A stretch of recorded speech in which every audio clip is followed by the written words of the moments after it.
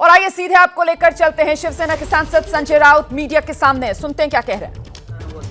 दबाव आणले यंत्रणांच्या माध्यमातून,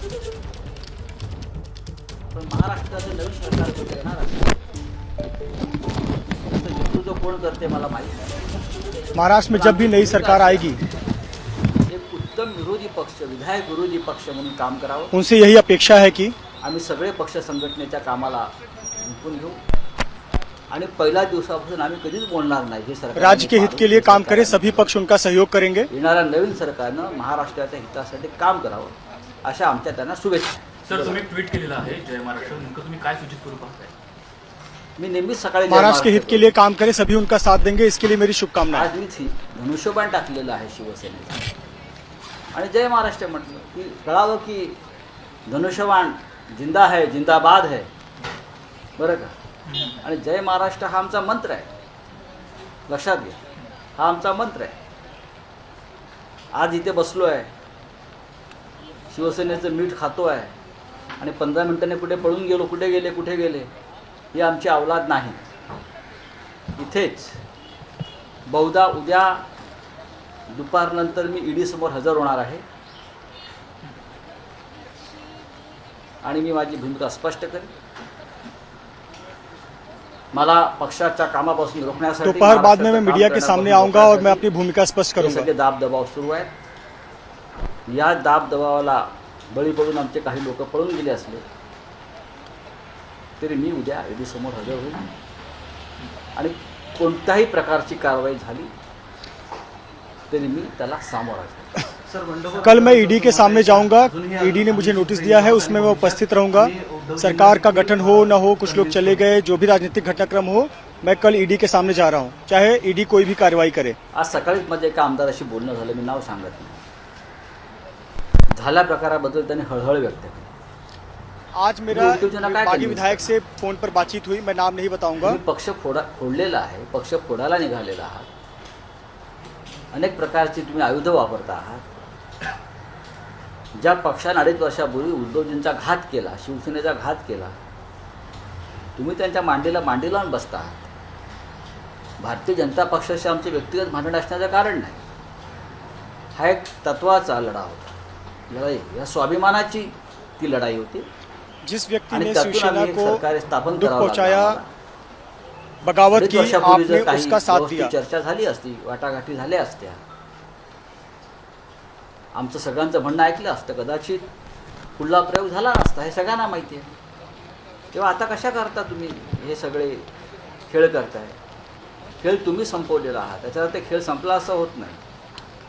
हा काय कठपुतळ्यांचा खेळ नाही आहे ना, ही बाळासाहेब ठाकरेंची शिवसेना ही एक जिवंत ज्वलंत अशी शिवसेना आहे, ती संपवण्याचे प्रयत्न कोणी करू नये। जर कोणी स्वतःहून यह बाला साहेब ठाकरे की शिवसेना है, एक ज्वलंत शिवसेना है। आम्ही आमचं काम करत राहू आणि ही बाळासाहेबांची शिवसेना पुन्हा एकदा आज आहे गगनाला गवळ, हम अपना काम करते रहेंगे। ये हमारी शिवसेना बाला साहेब ठाकरे की शिवसेना है। म्हणजे कसं काय, त्यांना आदल्या दिवशी माझ्याजवळ बसले होते, माझ्यावर चहाही प्यायले पळून जाण्यापूर्वी। केसरकर राष्ट्रवादीतूनच आलेले आहेत, आपल्याला माहीत असेल, त्याच्या आधी काँग्रेस पक्षामध्ये होते। केसरकर आमचे चांगले मित्र आहेत, बरं का। काहीतरी कारणं शोधायचे म्हणून देऊ नका। मी जबाबदार आहे किंवा शरद पवार जबाबदार आहे ही काय कारणं नाही। या सगळ्या गोष्टी उद्धवजी वारंवार सांगत होते, समोर येऊन तुम्ही बोलू शकत होता। महाविकास आघाडीची स्थापना केली म्हणून मी जबाबदार असेल तर ठीक आहे, आम्ही सगळ्यांनी मिळून महाराष्ट्राच्या हितासाठी आणि महाराष्ट्राला शिवसेनेचा मुख्यमंत्री मिळावा हे जे स्वप्न आम्ही सगळ्यांनी पाहिलं होतं आणि माननीय उद्धव ठाकरे यांनी बाळासाहेबांना जे वचन दिलं होतं की मी मुख्यमंत्री करीन शिवसेनेचा आणि शिवसैनिक करीन, त्या वचनासाठी जर संजय राऊत यांनी उद्धव ठाकरे ने बाला साहेब ठाकरे को वचन दिया था कि एक दिन शिवसेना के कार्यकर्ता को मैं मुख्यमंत्री पद पर बिठाऊंगा, त्यांच्यासारखे लोक जे म्हणतायत आम्ही जबाबदार आहोत, होय, उन्हें वो वचन पूरा करना है। मुख्यमंत्री व्हावा यासाठी मी प्रयत्न केले आणि मी जबाबदारी घेतो। तुम्ही काय करणार आहात? तुम्ही शिवसेना का मुख्यमंत्री हो, इसके लिए प्रयत्न किया गया। नेता मुख्यमंत्री होणार आहे का? दोन्ही भांडेच करावे लागणार आहेत आपल्याला। लक्षात घ्या, तुम्ही स्वाभिमानाची मीठ भाकरी सोडून जी चाकरी करताय, जो लोग गए क्या उनका नेता मुख्यमंत्री होगा? त्याच्यात पश्चाताप होईल. श्री एकनाथ शिंदे हे कडवट शिवसैनिक, अनेक वर्ष त्याने शिवसेनेचं काम केलेलं आहे. त्यांच्याबरोबरचे अनेक लोक, गुलाबराव पाटील असतील, संदीप एकनाथ शिंदे एक कट्टर शिवसैनिक, असे अनेक लोक आहेत, अनेक वर्षों तक ज्यांनी उन्होंने अनेक शिवसेना के लिए काम पक्षाचं किया. केलेलं आहे. पक्षासाठी त्यांनी संघर्ष केलेला आहे. त्यांनी एक वेगळा मार्ग स्वीकारलेला आहे. आता आम्ही इतने त्या साल तक मार्गात उन्होंने कोणत्या पार्टी के लिए अडथळा काम आणणार किया, नाही. पार्टी के लिए संघर्ष किया. त्यांनी भारतीय जनता पक्षाबरोबर त्यांचे जे काय असोसिएशन आहे ते करावं. आम्ही आमचं काम करत राहू. आता आपले मार्ग वेगळे आहेत. अगर वो भारतीय जनता पार्टी के साथ जा रहे हैं तो उनको हमारी शुभकामनाएं हैं. त्या मार्गाने आपण जाऊ शकता. आता एकमेकावरती दोष देण्यात काय अर्थ नाही. सर, सीएम ने अब रेजिग्नेशन दे दिया है, अब आगे शिवसेना की क्या रणनीति रहेगी? देखिए, मुख्यमंत्री उद्धव ठाकरे जी जो पार्टी के चीफ है शिवसेना के, कल रात को अपने पद से को ये पद छोड़ना पड़ा. 2.5 साल तक उद्धव जी के नेतृत्व में कांग्रेस और राष्ट्रवादी की सरकार चली, शिवसेना उसमें थी अर्थात, और सभी का उनको सहकार्य मिला, सोनिया गांधी हो, पवार साहब हो. लेकिन उद्धव जी ने जाते वक्त कहा कि मेरे ही लोगों ने मुझसे गद्दारी की, बेईमानी की, इसलिए ये सरकार अब मैं नहीं चला सकता हूँ. लेकिन Shiv Sena is not born for power, power is born for Shiv Sena. हम सत्ता के लिए पैदा नहीं हुए, सत्ता हमारे लिए पैदा हुई. ये बालासाहेब ठाकरे जी का एक मंत्र रहा हमेशा. हम वापस काम करेंगे और फिर एक बार अपने बलबूते पर सत्य पे आएंगे. धन्यवाद. मैंने समझ किया है, मैं कल जाने की कोशिश कर रहा हूँ. मैं एक लॉ मेकर हूँ, मैं मेंबर ऑफ पार्लियामेंट हूँ. मुझे जिम्मेदारी मालूम है. मुझे मालूम है ये सब कौन कर रहा है, उनके पीछे कौन है और क्यों हो रहा है, ये पूरा देश जानता है. देश के सभी विभागों के मुख्यमंत्री, हमारे अपोजिशन के नेता, सबके मेरे पास फोन आ रहे हैं. और मैंने सबको कहा, अभी मेरी पवार साहब से भी बात हुई, मैंने उनको भी कहा मैं कल जा रहा हूँ. और पवार साहब ने मुझे कहा, संजय तुम अकेले नहीं हो, हम सब आपके साथ, तो मुझे डर नहीं है. मैं मेरी बात रखूँगा. ये राजनीति के स्टेप है मुझे रोकने के लिए, पार्टी को रोकने के लिए, उद्धव जी को रोकने के लिए.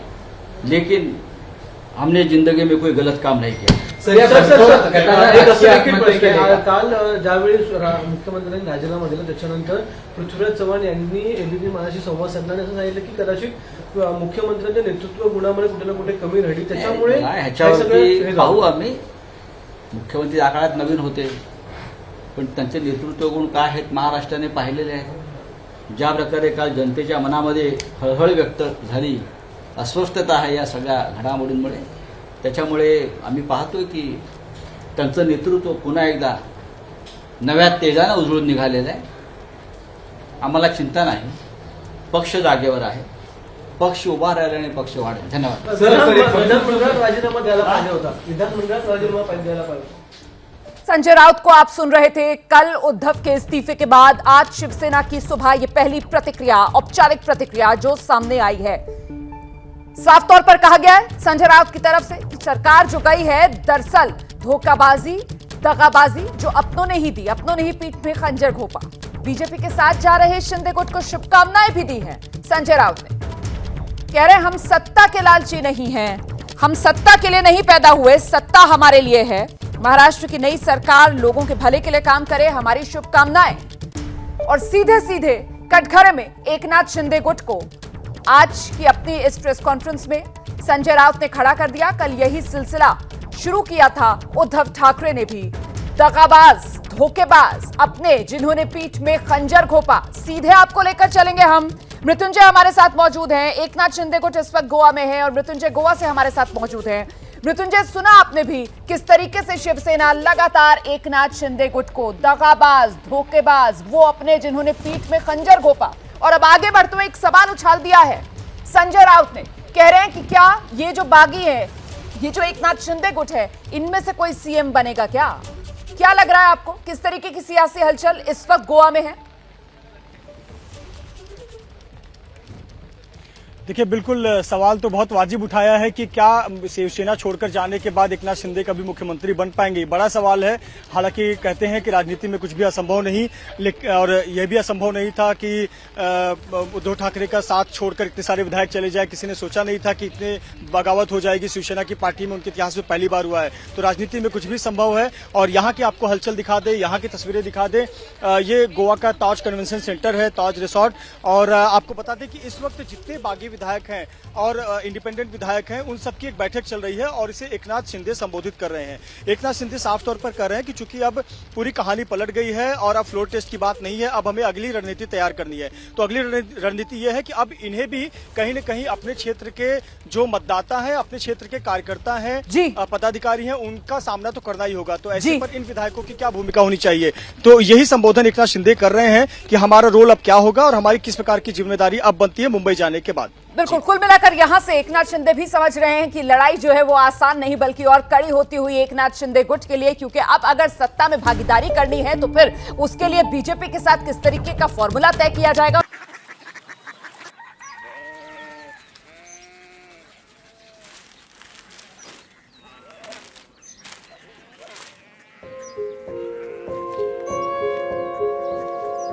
बाबा बाबा कोरिया सिटी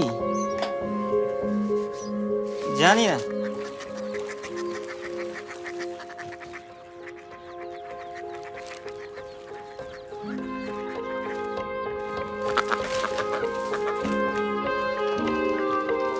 कोरिया सिटी। हाँ।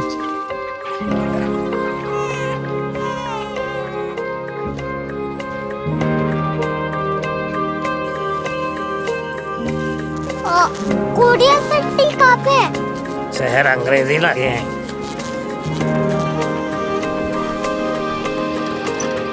Korea city.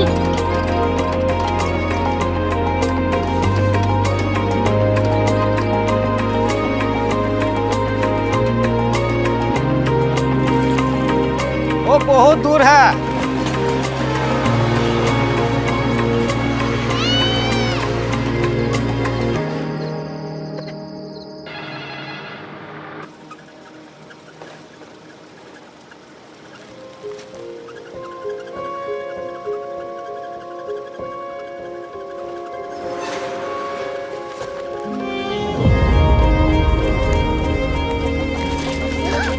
Korea city.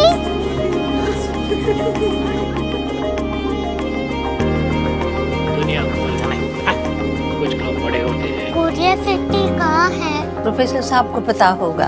हो, ये छोटा वाला ग्लोब लगता है और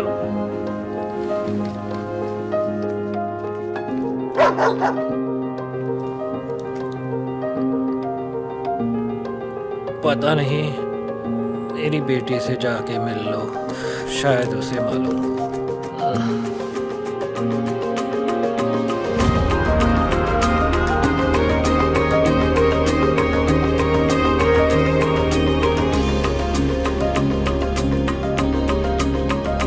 हाय, बाबा ने भेजा है। Come here. Korea city. Korea city नहीं, क्यूरियोसिटी। वो क्या? That's what brought you here? जो तुम्हें यहाँ तक ले आया। क्यूरियोसिटी।